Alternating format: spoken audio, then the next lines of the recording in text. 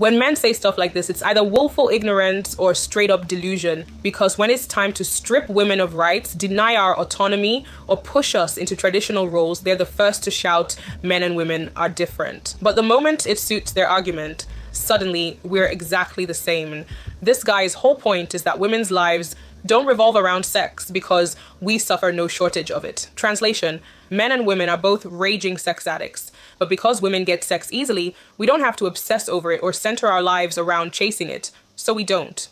As if our indifference is just a luxury of access, not a reflection of different wiring. Here's the truth: men are ruled by their dicks. You wake up hard. You think about sex constantly. You watch porn even when you're not having it. You chase it, fantasize about it, and build entire personalities around the pursuit of it. Women are not like that. We're not dragging desire behind us like a burden. A woman can go her whole life without sleeping with anyone and be fine. Not because she's broken or repressed, but because her libido isn't enslaving her. Even women who love sex don't experience the kind of constant, compulsive sexual hunger the average man does. If you're a man who assumes we're secretly just as obsessed, but better at hiding it, you're projecting. You can't imagine someone who isn't sexually possessed because you are. We see men's obsession with sex everywhere. 98% of rapists are men. When we hear sex offender, we picture a man. Across the world, men are marrying children, normalizing child brides, grooming, coercing, violating, and terrorizing women and girls. Who complains about sexless marriages more? Men. If your little daughter wandered into a stranger's house one evening and you found out it was 4 women inside, would your reaction be the same as if it were 4 men? And yet you're out here saying nonsense like, the only reason the women's lives don't revolve around sex is because they're not deprived of it. No, bro. It's because we're not sex addicts. We're not consumed by lust. You are. If women had the same sex drive as men, the world population would quadruple. People would be fucking on sidewalks. Offices would shut down. Nothing would function. But we're not built like that. We're not ruled by the same instincts. We don't have lust chewing through our brains every 20 minutes. So no, it's not that we don't suffer from a shortage. It's that we just don't care that much. And thank God for that. The war on women starts at home. As a woman, you are 6 to 7 times more likely to be killed by your husband than by a stranger.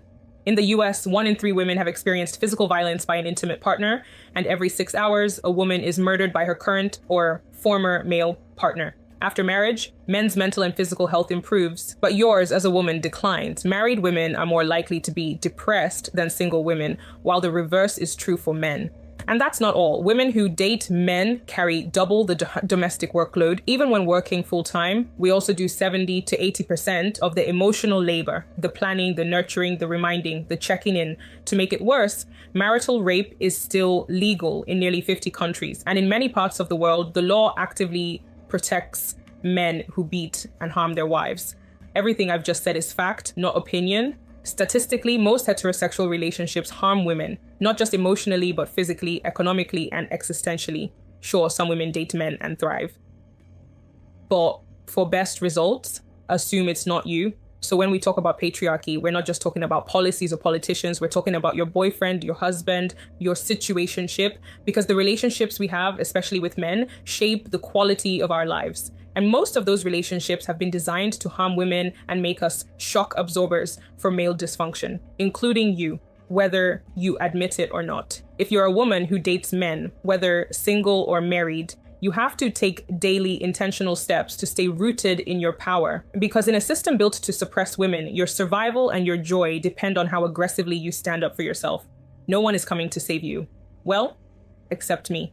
I send out a daily feminist relationship tip to help you date men without dimming yourself.